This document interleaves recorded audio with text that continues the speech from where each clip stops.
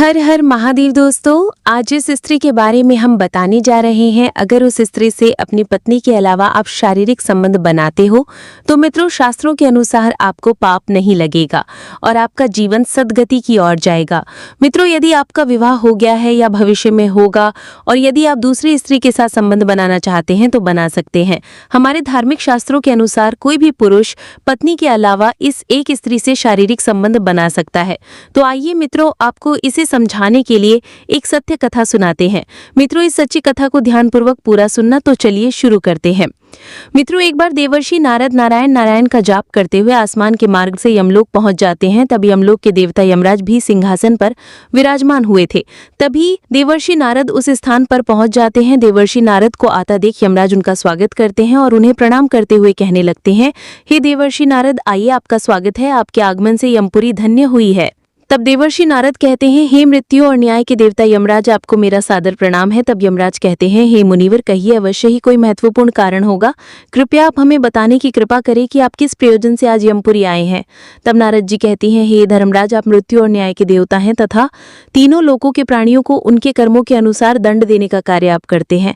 आपके पास समस्त प्राणियों का और चारों दिशाओं का लेखा जोखा रखा हुआ है। पापी मनुष्यों को आप नरक में डालते हैं और पुण्यात्मा मनुष्य को आप स्वर्ग में भेजते हैं। इसीलिए आपको मनुष्यों के सभी पाप और पुण्य कर्मों का ज्ञान है। मैं आपके पास एक विचित्र प्रश्न लेकर आया हूँ। हे यमराज, कृपया आप मेरे इस प्रश्न का उत्तर दें। फिर यमराज कहते हैं, हे देवर्षि, आप सत्य कहते हैं। हमारे पास तीनों लोगों के प्राणियों का लेखा जोखा रखा हुआ है, क्योंकि प्रभु ने हमें यही कार्य सौंपा है। हम प्रभु के आदेश से ही प्राणियों के पाप और पुण्य कर्मों के आधार पर उन्हें दंड देते हैं। हे मुनिवर, आपके मन में जो भी प्रश्न अथवा शंका है, आपने संकोच होकर पूछिए। हम अपने सामर्थ्य के अनुसार उनका समाधान अवश्य करने का प्रयास करेंगे। मित्रों, तब देवर्षि नारद कहते हैं, हे यमराज, शास्त्र कहते हैं कि एक पुरुष को केवल एक ही स्त्री से विवाह करना चाहिए, एक ही स्त्री से संबंध बनाना चाहिए। किंतु मैंने ये भी देखा है कि कुछ मनुष्य कई विवाह करते हैं, अनेकों स्त्रियों से संबंध रखते हैं। क्या ये पाप नहीं है? क्या ऐसे मनुष्यों को नरक में डाला जाता है? इस पर शास्त्र क्या कहते हैं? क्या कोई मनुष्य अनेक स्त्रियों से विवाह कर सकता है? कृपया आप मेरी इस शंका को दूर करें।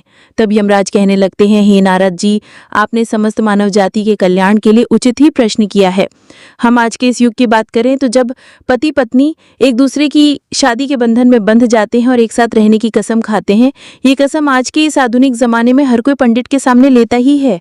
परंतु आज के जमाने में पति पत्नी शादी के समय पर एक दूसरे की कसम ले, आज वो एकमात्र कसम ही रह गई है, क्योंकि शादी हो जाने के बाद एक ही पत्नी के साथ कई बार संबंध बनाने के बाद या समागम करने के बाद पुरुष बोर हो जाता है और दूसरी पत्नी की तरफ नजर लगाना शुरू कर देता है। और आज के जमाने में हर एक पुरुष शादीशुदा होकर भी असंतुष्ट रहता है कि इस औरत से और संबंध बना लूं, फिर से वो सोचता है कि एक और अच्छे संबंध बना लूं।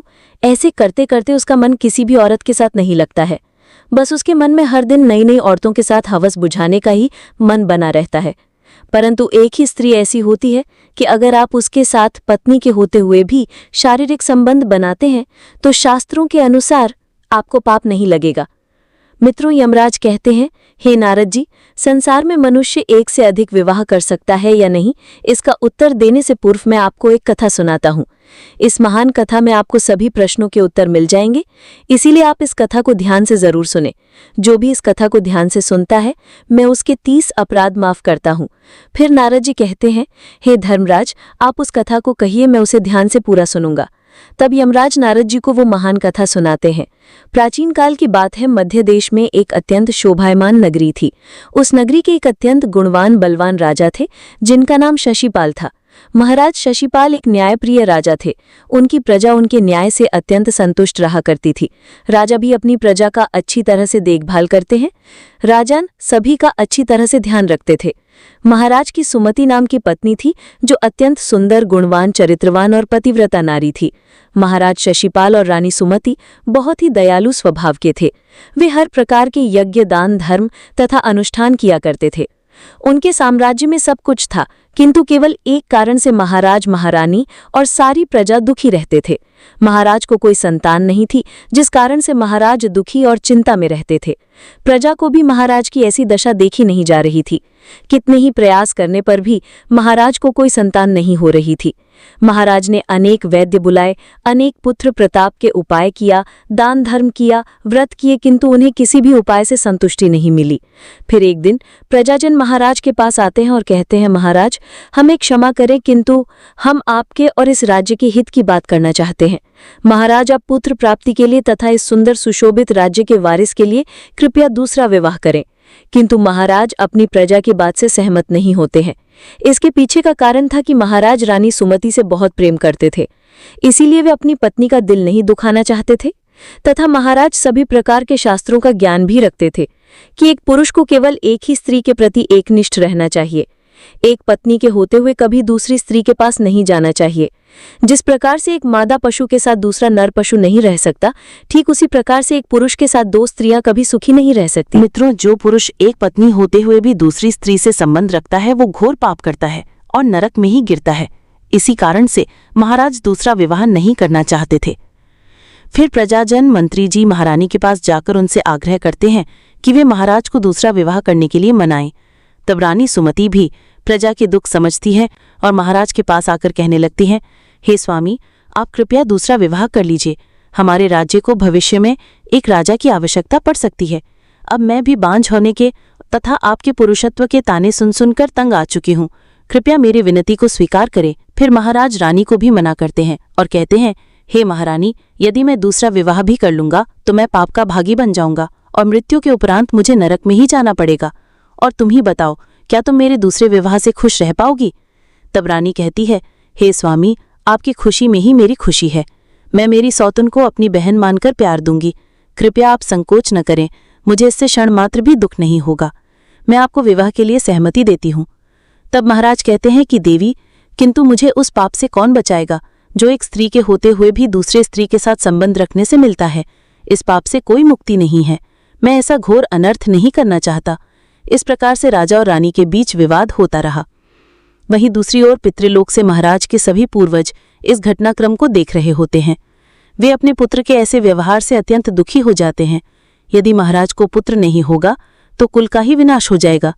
इसी भय से सभी पूर्वज बहुत दुखी हो जाते हैं।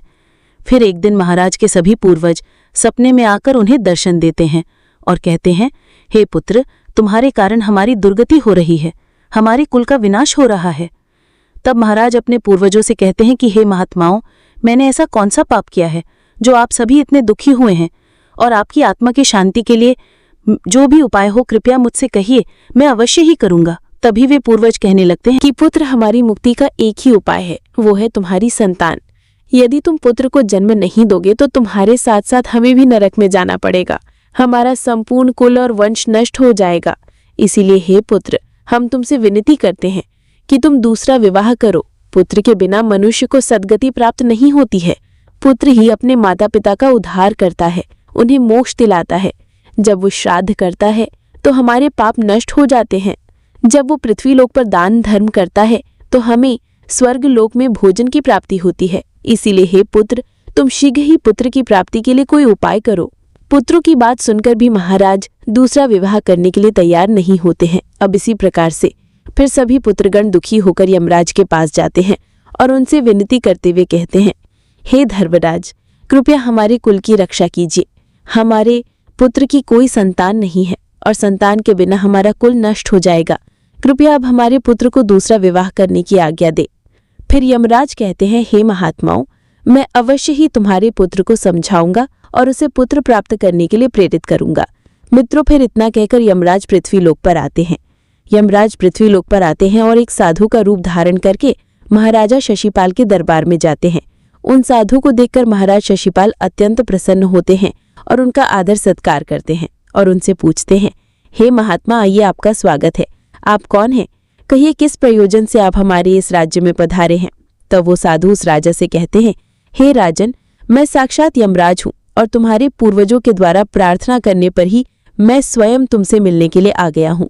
आगे वो साधु महाराज से कहते हैं, हे राजन, तुमने अपने पूर्वजों को अस्वस्थ कर दिया है, उनकी तृप्ति नहीं हो रही है तथा भविष्य में उनके संताप के कारण तुम्हारा अनुचित होना तय है, जिससे तुम्हारा सारा साम्राज्य नष्ट हो जाएगा।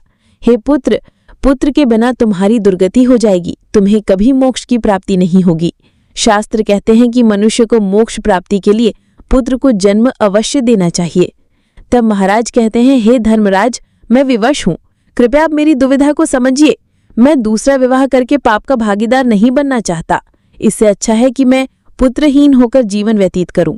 तब गंभीर स्वर में यमराज कहते हैं, हे राजन, वो क्या बात है? मैं तो तुम्हारी परीक्षा लेने हेतु यहाँ आया था। हे वत्स, बस तुम्हारे इसी न्यायप्रिय आचरण से और अपनी पत्नी के प्रति एक निष्ठा को देकर मैं अत्यंत प्रसन्न हूँ। किंतु हे शशिपाल, एक मनुष्य दूसरा विवाह अवश्य कर सकता है, इसमें कोई पाप नहीं है। यदि किसी पुरुष की पत्नी उसके दूसरे विवाह के लिए सहमति दे देती है तो वो पुरुष दूसरा विवाह निश्चित ही कर सकता है, इसमें कोई पाप नहीं है। मित्र यमराज कहते हैं, हे राजन, शास्त्र कहते हैं कि यदि एक पत्नी से पुत्र की प्राप्ति नहीं होती है और उसकी पत्नी उसे दूसरा विवाह करने की अनुमति देती है तो उसे दूसरे विवाह करने में संकोच नहीं करना चाहिए। साक्षात यमराज के द्वारा ऐसे वचन सुनकर महाराज अति प्रसन्न हो जाते हैं और यमराज को धन्यवाद देते हैं। फिर यमराज उस स्थान से अंतर्ध्यान हो जाते हैं। अब महाराज शशिपाल अपनी पत्नी सुमति के पास जाते हैं और उससे दूसरा विवाह करने की अनुमति मांगते हैं, तो महारानी सुमति उन्हें दूसरा विवाह करने की अनुमति दे देती है। तब महाराज दूसरी स्त्री से विवाह कर लेते हैं, जिससे उन्हें सुंदर पुत्र रत्न की प्राप्ति होती है और उधर स्वर्ग लोक में सभी पूर्वज भी आनंद विभोर हो जाते हैं और समय के अनुसार वे अपनी दूसरी पत्नी से पुत्र की प्राप्ति करते हैं और सभी प्रकार के पापों से मुक्ति प्राप्त करते हैं। तो दोस्तों, आशा करता हूं कि ज्ञान भरी वीडियो आपको जरूर पसंद आई होगी। तो वीडियो पसंद आई है तो कमेंट में जय श्री राम जरूर लिखें और चैनल को सब्सक्राइब भी करें।